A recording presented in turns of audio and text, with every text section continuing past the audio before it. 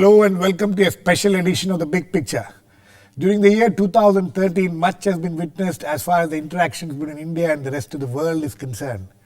It has been a year when Indian foreign policy has been tested, and the biggest test has come at the end of the year on the American front. India has been faced with challenges on both the eastern and western front. Government also found itself addressing a tricky issue when Chogam was held in Sri Lanka about whether Prime Minister should attend it or not. On the ASEAN front, India has started playing a significant role, though not as much as some of the ASEAN countries itself would like.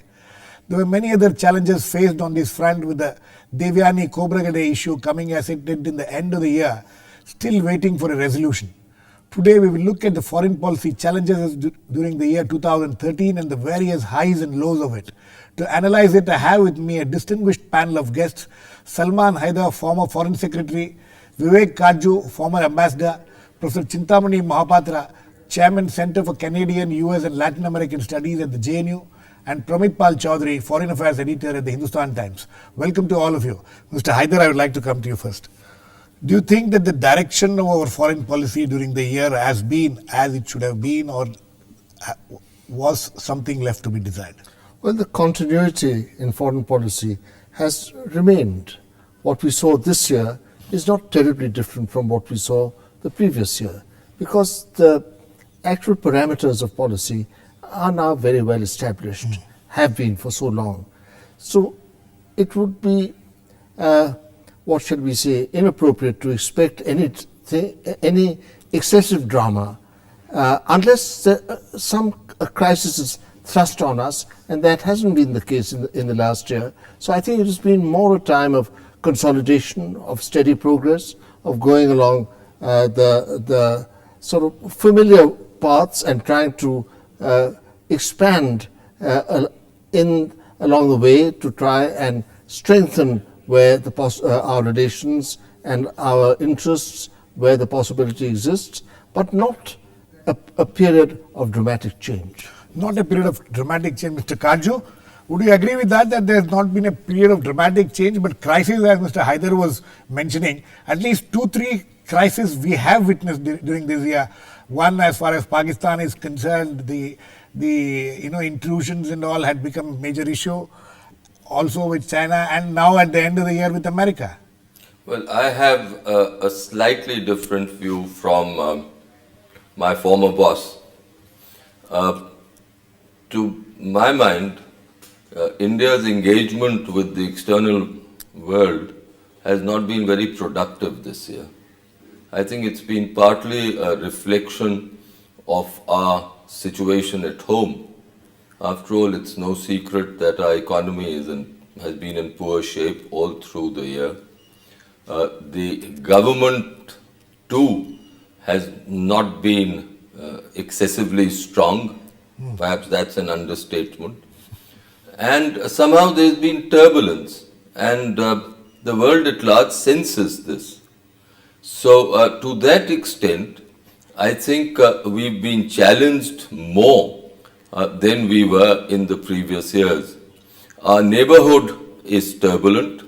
Yes. We've had difficulties practically with all our neighbors, and I must say our foreign policy establishment hasn't won great laurels in the management of the neighborhood. Otherwise, as Mr. Haider says, things have been on an even keel with the wider world. Nothing very substantial, perhaps, as part of the report card. With Europe, it's been lackluster. Our engagement is economic and commercial. That hasn't gone anywhere. With Africa, it's chugging along, but we face challenges from the Chinese, and I don't think we've made much headway. Latin America still, South America still is there, but a little remote on our horizon. So all in all, I don't think it's been a very memorable year as far as the Foreign Office is concerned. Professor Mahapatra, two divergent views. My views will be a bit of both. I think foreign policy is all about the opportunities and challenges.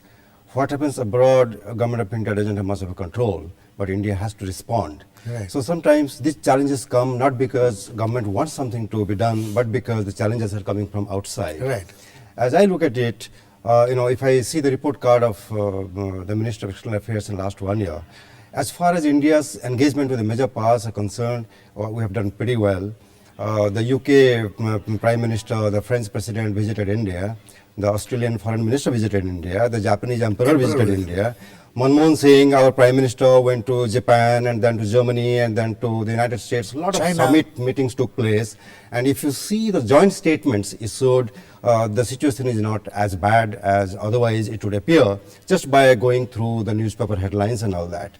Sometimes we know that some people have an impression about the success or failure of a foreign policy on the basis of what comes out on the newspapers or the issues debated on the media. But as a professor, I go deeper than that, and I find that it has been a year of both challenge as well as opportunities, and in all these interactions with the major powers, I think we have done pretty well. And the challenges, of course, we don't have a proper constitution in Nepal yet.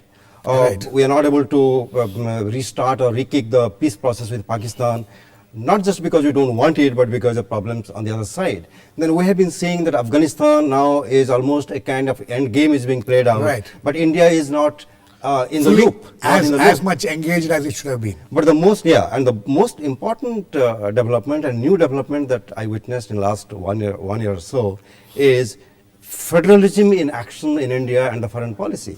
The way the Tamil Nadu government and the West Bengal government are now putting their feet down and trying to shape India's policy towards Bangladesh and Sri Lanka, there are new developments, and states are increasingly And in fact, playing the challenge to the Indian government is coming from within on this front. from within. Pramit, would you agree with either Mr. Katju or Haider? Or do you think we are somewhere in between? Professor Mahapatra raised some interesting issues. Well, I think what Professor Mahapatra has raised is, I think, at the core of what we experienced this year. Bangladesh was probably the greatest missed opportunity Right. in terms of foreign policy. It was a government that had offered us everything that we had asked for, beyond anything that any neighborhood country had done before. It deliberately carried out, it fulfilled all of our requests on the security front for 2 years. Much of the stability we're seeing now in the Northeast is a consequence of this. They agreed to act as our connecting link to Myanmar and Southeast Asia. And in return, they basically set up a number of agreements, which we agreed to. And then, as is mentioned, Mamata Banerjee stepped in and blocked it. And as a consequence, a relationship that could have been completely transformed. We were literally on the verge of settling every single outstanding dispute we have with Bangladesh. Has essentially been stalled, and now, of course, Bangladesh is heading for elections, and if we're unlucky, we may end up with a government Which we don't want. Or I think whoever comes to power in Bangladesh is going to be a lot more wary about offering India as much. And Sri Lanka was more or less the same thing, where we had a political system in which every major player, whether Tamil or Sinhalese, looked to India. Yes. And again, we failed them. There, I think the damage is a little more limited, but again, it was a, let's put it this way, if to be a friend of India this year was a loss-making proposition. That's a very interesting way of putting it. Mr. Haider, would you agree with Pramit? Being friend with India has been a difficult proposition for at least some of the neighbors and even somebody outside our neighborhood. Well, it's an elegant phrase. It's an elegant phrase. But I'm not sure that I would go all the way with that. I think that if you look in a longer perspective at the way in which our dealings with our neighbors have proceeded, I think that the ups and downs do take place. The fact that regional parties or regional considerations, not necessarily parties, will have an impact on foreign policy when a particular region feels deeply affected by it, is, I think, something we have to take for granted. No, but I want to ask you a question. You have seen India's foreign policy for the last 5 decades and things. At any point of time in the past, have you seen this kind of an influence of the regional regional forces on Indian foreign policy within the regional forces within the country on Indian foreign policy? Yes, indeed. I think we've seen it from the start. I think that even in Pandit Nehru's time, when, for example, when Zhou Enlai came here, it was Mr. Nehru took great care to make sure that further opinions of his cabinet colleagues and others were made known to the visitor. I mean, it is one way. But one state, like Pramit pointed out, like one state, West Bengal, playing spoil sport on a major issue with the neighbor. Sri Lanka, we see what's happening in Tamil Nadu. What I'm asking is this kind of pressure on foreign policy by these states, is it something odd, or it has always been there? I think it's, well, from my little experience, that I know that when the IPKF was formed and became active in Sri Lanka, right, this was only after the state government, the Tamil Nadu government, was on board, right, and steps had to be taken. It had to be worked for hard to get agreement of MGR in those days, and so that it was it would not blow up in our faces, that initiative. But it did at the well, end of the day. it blew up on the ground, not at the diplomatic level. Okay. It blew up here. Yes. Unlike in the past. I'll come to you, Mr. Katju. Unlike in the past, the number of regional parties have increased over the years, and some states are becoming more and more assertive than in the past. Right. Another interesting development that we have been witnessing in the recent past is how Narendra Modi, the Chief Minister of Gujarat, going and reaching out to different countries on his own for Right. investment opportunities. Right. Same is being done by the Madhya Pradesh Chief Minister and the Almost Karnataka Chief Minister. most of many chief These are ministers the are new doing. things happening now. So federalism is more and more going to play an important role in shaping up India's foreign policy. in the years to That's an come. interesting point. Mr. Katju, would you agree with that? Federalism is going to play more and more important role in foreign policy now. And how do you see this, both the Bangladesh as well as the Sri Lankan issue? Regional assertion will be there. I think as time passes, it will increase. But then, what is the duty of the central government? Isn't the onus on them to develop a consensus, to convince regional parties and state governments to look at the larger national perspective? Let us be honest. Has Delhi been in communication at the highest political level with Kolkata or with Chennai sufficiently? Can officials substitute for high-level political dialogue? What happened with West Bengal? We all know. I don't need to go into the details. So my point is that, of course, in time to come, the management of our foreign policy internally will become far more complex than it is today. But then that is where the political leadership has to rise to the challenge, supported by the Foreign Office. And I regret to say, one did not see that sufficiently. I mean, you take the way Sri Lankan officers were sent back from Wellington. Right. Why did the central government succumb to these pressures? I don't understand this. Okay. Let me get Mr. Haider. Would you agree with Mr. Katju that a weak central government is what is creating these kind of problems? Well, I'm not sure if that's what Vivek said. Have I interpreted you rightly, Mr. Katju? No. I have said quite plainly that the onus of management, first of all, rests with the central government. And in this, the central government didn't come out trumps. Yeah, They didn't come out trumps. That I would fully agree with. I think Vivek's point is correct, that it requires a lot of hard work from the center to bring everyone on board, to persuade all the states and the others who are concerned to support a policy. So, Pramit, we are now agreed that there has been a problem as far as the center is concerned in dealing with these issues. But one of the things which is said is that restraint has always been the cornerstone of India's foreign policy. Yeah. So all these things are, part of that approach of restrained approach towards all these issues. But this is restraint within India. This is not restraint with other countries. Restraint with other countries I can understand. Like with Pakistan or China But this is restraint regarding our own regional parties, and as you said, the management of these regional parties. That restraint makes no sense. I mean, you have to be able to work. If you have, as everybody's saying, a more decentralized political structure, then you need to be able to work around this, and you need to be able to work that. We're not doing that right now.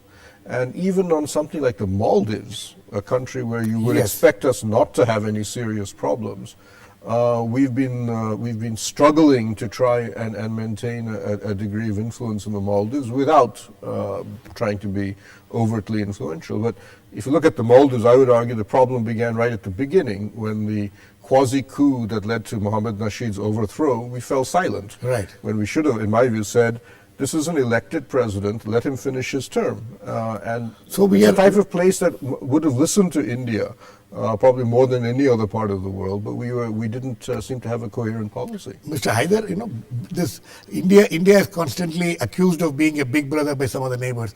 So was this in the case of Maldives trying to restrain that from being a big brother, and which is created? From what Pramit was saying, we were not big brother enough. We were not big brother enough. So we were restraining ourselves from being accused of that. Yes, but I think it is extremely important when we are dealing with a country like the Maldives to remember our strategic requirements and imperative.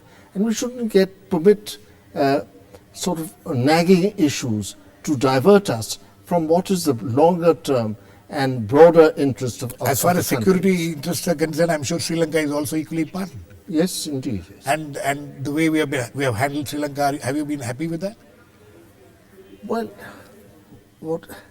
I think that there have been problems, but those problems have not really been of our creation. Whether we have reacted adequately is, I think, the question. It's not that we have created problems through our own intervention. Not attending, the Prime Minister not attending the Chaudhary, when as he rightly put it, both, all the elements there, whether the Sinhalese or the Tamils, all of us wanted India to be very actively participating in the Chaugam, and we didn't go. Yes, or at least the Prime Minister didn't. Of course, the Chaugam issues can be debated.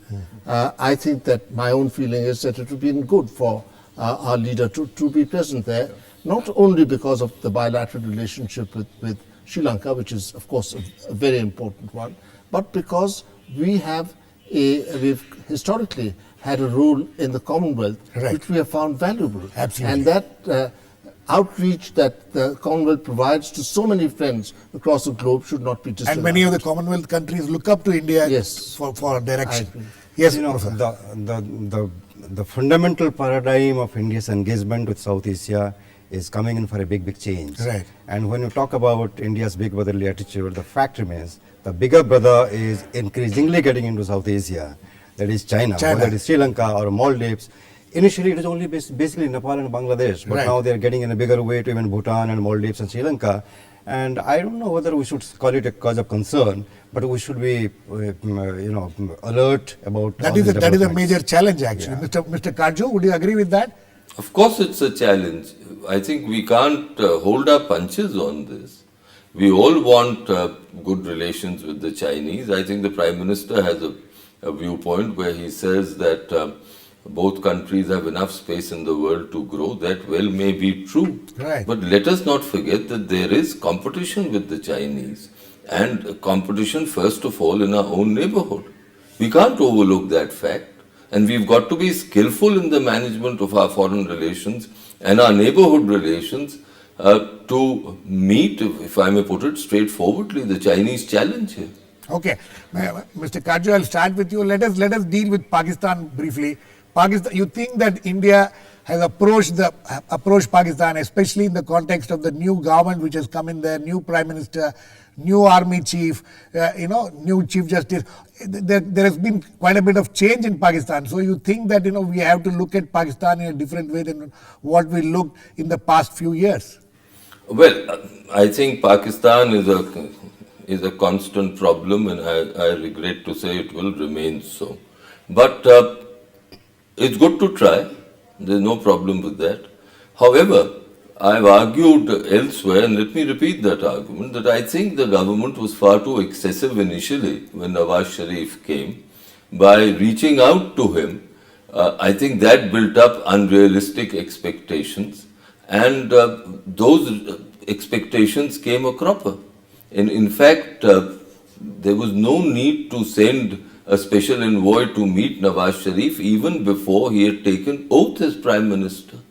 Nawaz Sharif, we all know, is no angel.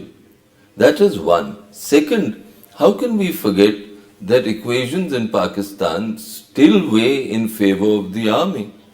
Nawaz is trying, I believe, to begin a process where the army's role will become circumscribed, but it's going to be a long process, and I don't see the army giving up its vantage point on security policy. Okay, Pramit? On Pakistan. As far on Pakistan, you think that we have approached it in the manner it should be, especially in the context of a new government there, a new Prime Minister, who everybody says is the best bet as far as India is concerned? Well, let's keep in mind, I think one of the developments that I saw in Pakistan was that all the major civilian parties basically agreed that when it came to India, they did not support violence, they did not support terrorism, Right. and they believed that And for the first time in the Pakistan election campaign, India was not the main issue. Exactly. But the point was that in all of these civilian parties combined together still did not control the India policy. The India policy is determined by the army.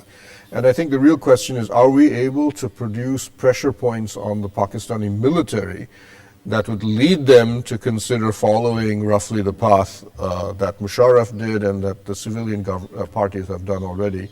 And for me, the primary pressure point there is Afghanistan. And that's where I would argue again, we fell short. And you can see Hamid Karzai has been repeatedly coming Right. to India and saying, for heaven's sakes, help me. Yes. I can act as your pressure point against Pakistan. You just need to get me some support. And I'm not getting any from you, or not the kind of support that I need. As the Americans are withdrawing, we're starting to see pressure on India, on the LOC, and so on. And I think there's a direct link between these two. And we're not getting that. We're not doing enough on that front to influence the Pakistani military.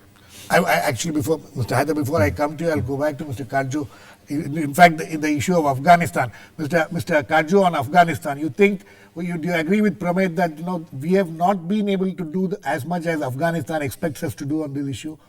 I'm afraid we are looking at Afghanistan through the prism of Pakistan, and that must end. There are opportunities in Afghanistan, per se, to address our economic interests, our strategic interests, but there are also opportunities with regard to Pakistan. Right. And Pramit is right. We should not give up these cards easily. To my mind, the decision initially not to respond at all to Karzai's requests for weaponry and equipment didn't make sense. And now I believe during the last visit, we've made some headway, but I think it's not enough. Okay, Mr. Haider, on the Afghanistan front, it is a key. It's a key. I'm sure you would agree that it's a very key area. In the next few, the end game as far as the US is concerned is coming, and we will have to deal with the different situation there. And have we adequately responded to what we will be up to in the coming year? Well, I think Vivek Katju's point is correct, that we have tended to look at Afghanistan through the prism of Pakistan. And I think that is unfortunate, because it means that the logic of this relationship between ourselves and Afghanistan has not been explored, has not been promoted in the way in which it should be. That's one point. The other thing, apropos of what we've heard, if I may, is to say that I think that we have to work for the kind of neighborhood we want. I think we want an active foreign policy. Therefore, I feel that if we have responded in whatever limited way to these many positive sounds that have come to us from Pakistan in recent months, I think that is well done.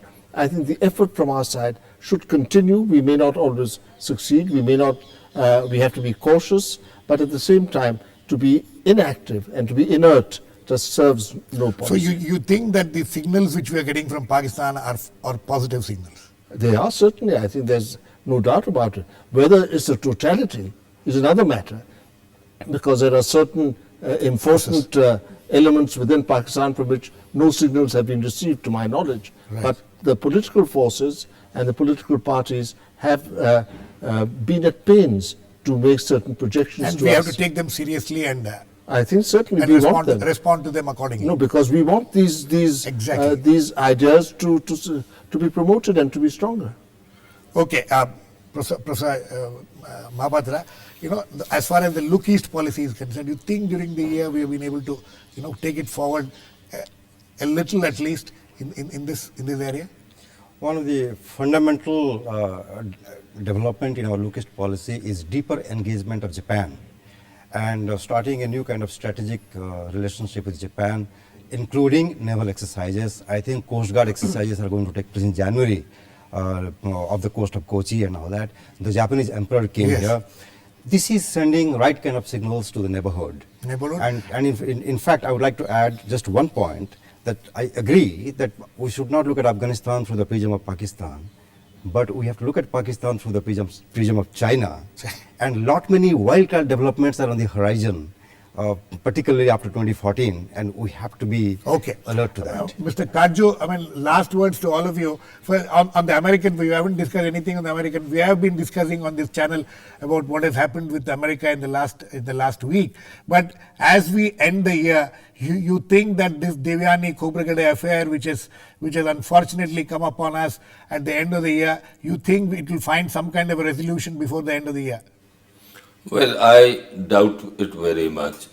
I think the least we can expect the Americans is to withdraw the case against Devyani. Otherwise, it will be like a Damocles sword hanging over her head, and it won't be fair.